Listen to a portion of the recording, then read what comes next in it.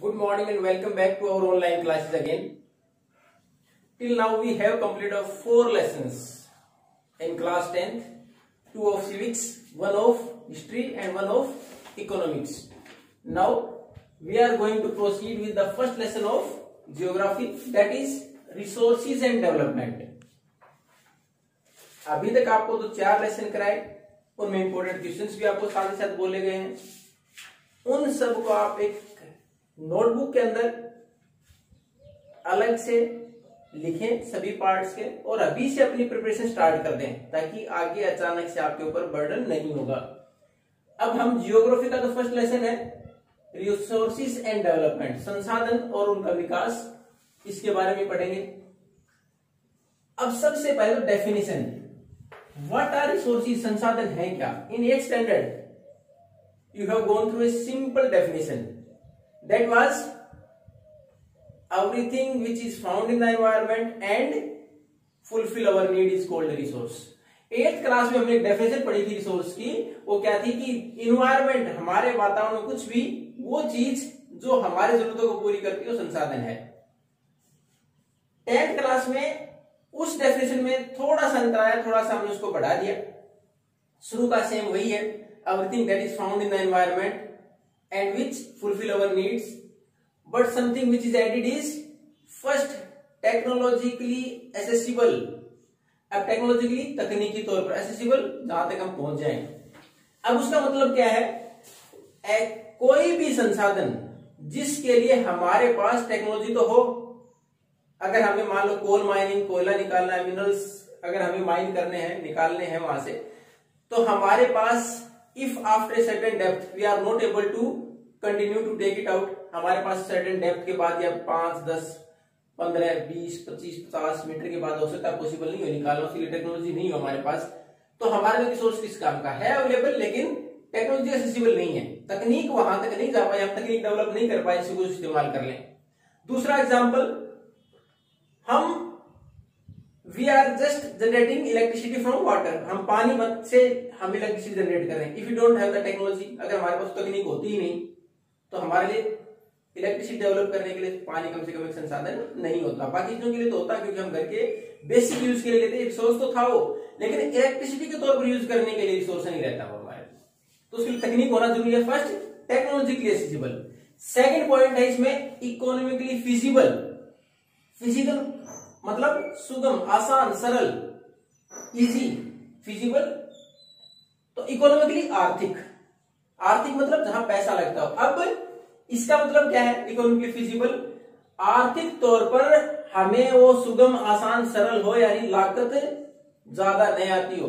Example के तौर पर अगर हमने कोल माइनिंग स्टार्ट की, after certain time period, after granting contract to different companies, the coal which was mined has the value of 5 or 10 crores, and the investment or the money which was already invested on that particular project is more than 5 and 10 crore, then it is not economically feasible. अगर हमने coal mining की, हमने contract दिए companies को, और उसमें 5 से 10 करोड़ रुपए का हमने मान लो कोयला निकाला, और उस कोयले को निकालने में हमारे पास लागत आ गई 20 करोड़ की, लेकिन ये संसाधन तो है, लेकिन किस काम का. It's better to import from outside. इससे तो अच्छा है ना कि हम 10 करोड़ के कोयले को निकालने के लिए 20 करोड़ रुपए क्यों खर्च करेंगे, हम दूसरा ऑप्शन ढूंढेंगे. If it is possible to import from other countries, दूसरे कंट्री से इंपोर्ट करेंगे उसको. फिर तो इकोनॉमिकली फिजिबल, जहां हमें लागत के अनुसार भी, हमारी लागत के अनुसार भी वो हमें ज्यादा एक्सपेंसिव नहीं होता हो, यानी एक्सपेंसिव हमें न पड़ता हो, महंगा न पड़ता हो उसके लिए. तो हम रिसोर्सेज में which is found in the environment, fulfil our needs, बस टेक्नोलॉजिकली एक्सेसिबल, इकोनॉमिकली फिजिबल, तकनीक भी हो हमारे पास, उसमें लागत भी इतनी ज्यादा नहीं आती हो, और लास्ट एक वर्ड और देखा, कल्चरली एक्सेप्टेबल, वो हमारी संस्कृति के अनुसार, हमारे ट्रेडिशंस के अनुसार एक्सेप्टेबल भी हो समाज में. हालांकि बेसिक 2 चीजें शुरू की है, technologically accessible and economically feasible. अब नेक्स्ट हम इसको फिर क्लासिफाई कर रिसोर्सेज को अलग अलग तौर पर कि कितने प्रकार के हैं रिसोर्सेज हमारे सामने, संसाधन कितने प्रकार के हैं। हालांकि उससे पहले आपके जो बुक है उसमें इसके बारे में डिफाइन कर रखा है कि how these are important, we feel them free gift of the nature and we are just using indiscriminately, अंधाधुंध इस्तेमाल कर रहे हैं, which create the shortage of resources. लेकिन बेसिक दूसरा पॉइंट जो हमारे सामने, तो पहला तो डेफिनेशन ही आती है कई बार 1 नंबर में, what do you mean by resources. Second, what are different type of resources, कई बार हमारे पास different type of resources classification पूछ लिया जाता है। कई बार उसी का एक सब पार्ट है, जैसे what are the different type of resources on the basis of origin, यानी या तो टोटल पूछ लिया जाए 5 नंबर में, या फिर कोई एक पार्ट को पूछ लिया जाए 3 नंबर में। तो हमारे पास क्लासिफिकेशन, वर्गीकरण किस प्रकार विभाजित करते हैं रिसोर्सेज को हम, डेफिनेशन के बाद दूसरा पार्ट। अब हमारे पास इसको अलग अलग क्लासिफिकेशन करने के बेस क्या है, 4 हैं, on the base of origin. First one है इनमें से क्लासिफिकेशन का ओरिजिन, ओरिजिन उत्पत्ति के आधार पर, बनने के आधार पर। इसके आधार पर हमारे पास कौन कौन से होते हैं on the base of origin, biotic and abiotic, in Hindi जैविक और अजैविक। Biotic means which is life, even human being is a resource, हम खुद संसाधन है, क्योंकि बाकी जो को हम डेवलप करते हैं। उसके बाद जो हमारे पास वेजिटेशन है, पेड़ पौधे हैं, उसके बाद वाइल्ड लाइफ है, ये रिसोर्स इस तरह हम इस्तेमाल करते हैं, बायोटिक।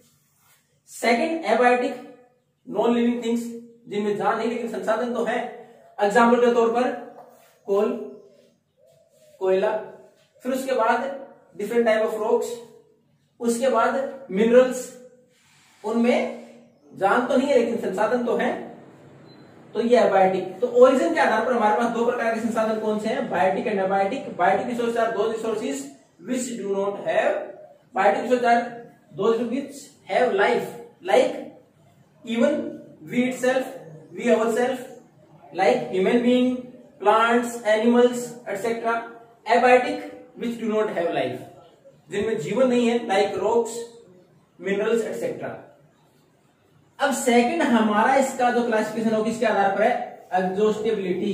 एग्जॉस्टिबिलिटी क्या होता है, समाप्यता, समाप्त कि कौन सा कितना जल्दी समाप्त हो जाएगा, कौन सा कितनी देर में समाप्त होगा, किस प्रकार वापिस रीजनरेट हो सकता है, बन सकता है। तो इसके आधार पर हमारे पास कौन कौन से हैं, रिन्यूएबल एंड नॉन रिन्यूएबल। एक तो हमारे पास जो दोबारा बन जाए, और वो जो एक बार इस्तेमाल होने के बाद दोबारा बनने में या तो बहुत ज्यादा समय लगता है, बन ही नहीं पाते हैं। तो ये है हमारे पास रिन्यूएबल और नॉन रिन्यूएबल। रिन्यूएबल में कौन से, the resources which can be generated again, जो कि दोबारा बनाया जा सकते हैं after use by any process, किसी प्रोसेस है, आइदर फिजिकल, केमिकल और मैकेनिकल, कोई प्रोसेस हो सकता है जिससे वो दोबारा बन जाए जल्दी। वो कौन से हमारे पास, वो हमारे पास है रिन्यूएबल। इसके 2 पार्ट कौन कौन से हो गए हमारे पास, रिन्यूएबल और दूसरा इसके आगे नॉन लगा दें, नॉन रिन्यूएबल।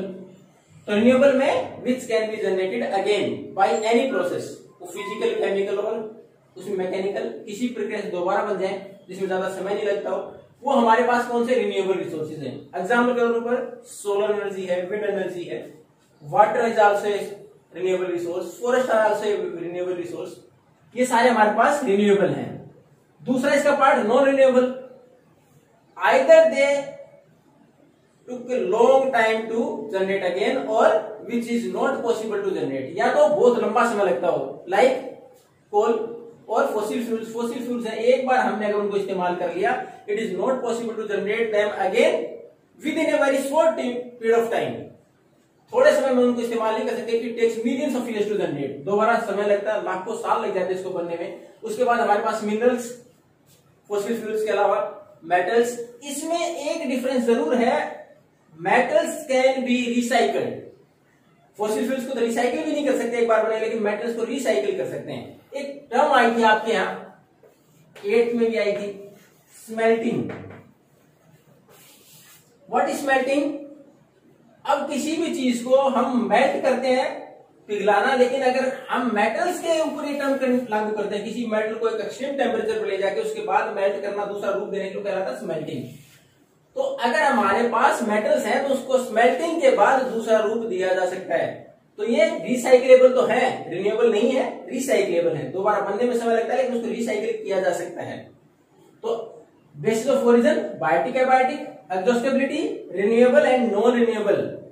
और उसके बाद तीसरा है on the basis of ownership, owner मालिक, ओनरशिप के आधार पर फर्स्ट इंडिविजुअल, इसको हम प्राइवेट भी बोल सकते हैं, निजी, जैसे आपका खुद का घर है, आपकी खुद की गाड़ी है, pen pencil whatever you have, किसी एक पार्टिकुलर व्यक्ति के पास, it means we have to take the permission of that particular person before use. अगर हमें यूज करना तो हमें परमिशन लेनी होगी। अगर हमारे घर पर कोई आए तो अपनी इच्छा से नहीं आ सकता, जिसको हम अलाउ करेंगे वही आए, ऐसा नहीं जबरदस्ती कोई घुस जाएगा। तो क्या है, घर हमारा इंडिविजुअल रिसोर्स है। तो इसी प्रकार हमारे पास प्लॉट है, किसी फार्मर के पास जो उसकी फार्मिंग लैंड है, किसी की प्लांटेशन साइट है, तो ये सारे क्या इंडिविजुअल हैं। इंडिविजुअल तो किसी एक व्यक्ति की हो, वो क्या हो जाएगी हमारे पास इंडिविजुअल, ओनरशिप के आधार पर कौन सी होगी, इंडिविजुअल। सेकंड वन है कम्युनिटी, कम्युनिटी एक समुदाय पूरा इस्तेमाल कर पाता हो। इसकी बात करें तो जैसे गांव में ग्रेजिंग लैंड्स आते हैं, जानवरों के लिए खुली जमीन छोड़ जाती है जानवरों को चराने के लिए।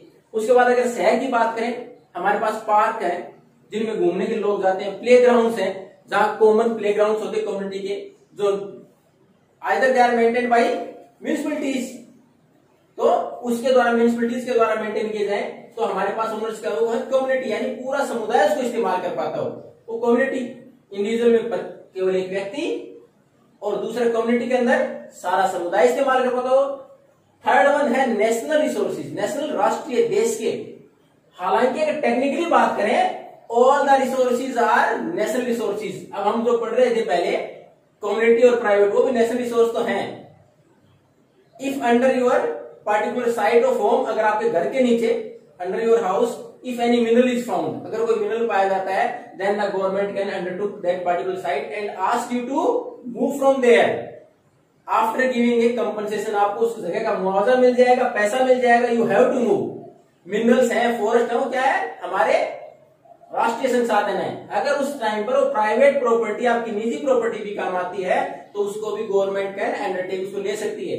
एग्जाम्पल के तौर पर आप देखोगे, आपके आसपास में रोड डेवलप किए गए, हाईवेज निकाल दिए गए, पहले किसी की जमीन तो थी, वो that was a farming land, खेती की जमीन हो सकती है, लेकिन सरकार को लगा कि इसके ऊपर प्रोजेक्ट बनाने जरूरी है डेवलपमेंट के पर्पज से, तो that can be taken by the government. और शहरों में जैसे आप जयपुर की बात करें, जयपुर डेवलपमेंट अथॉरिटी, दिल्ली की बात करें, दिल्ली डेवलपमेंट अथॉरिटी, उनको जिम्मेवारी दी है डेवलप करने के लिए, नए सेक्टर बनाने के लिए, they can take over the land nearby that particular city if the population increases.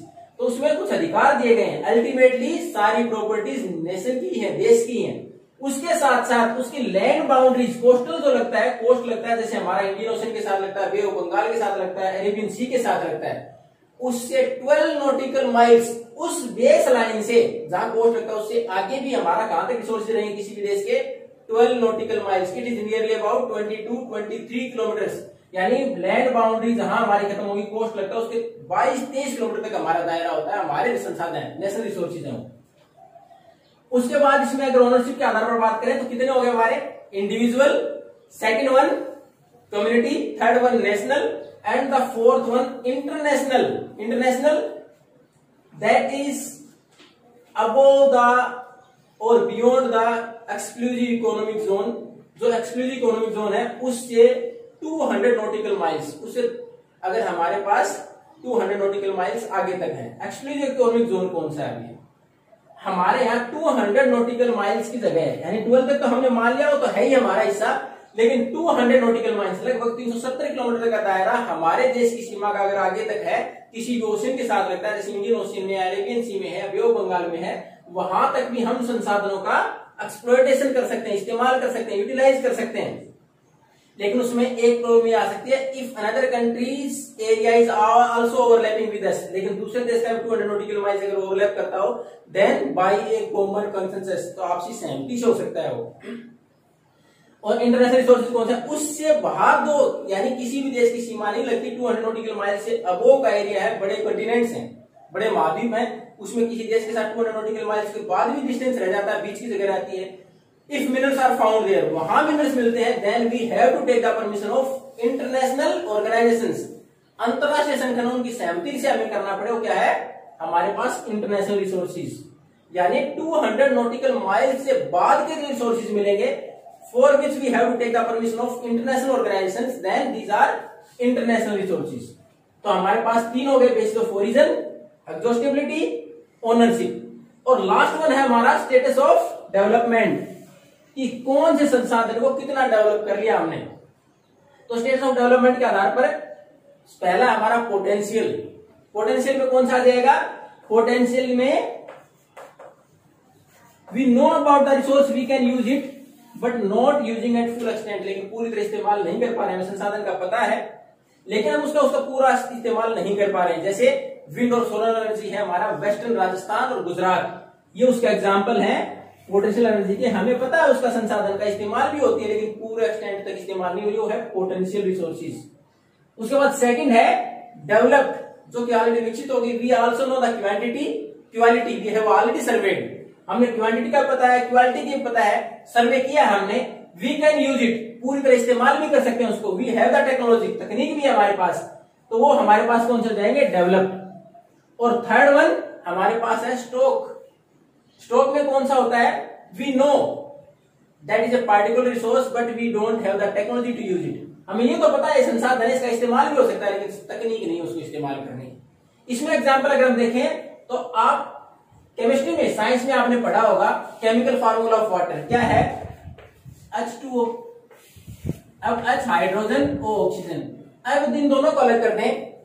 Highly inflammable gases दोनों ही आराम से एनर्जी के तौर पर इस्तेमाल हो सकती है, हाईली इनफ्लेमेबल है यानी ज्वलनशील है, लेकिन we don't know the technology. हम पानी से इन दोनों को अलग कैसे करें हमें नहीं पता।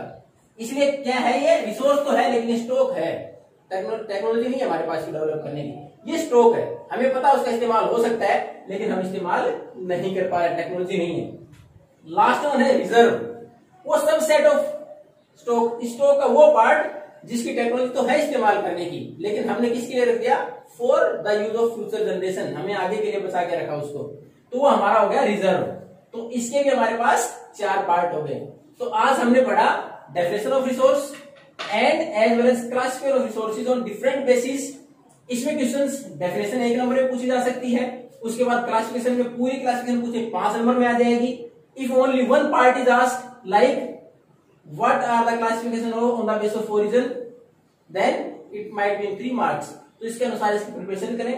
We are going to proceed with the next topic, that is development of resources in the next class. Thank you and have a nice day.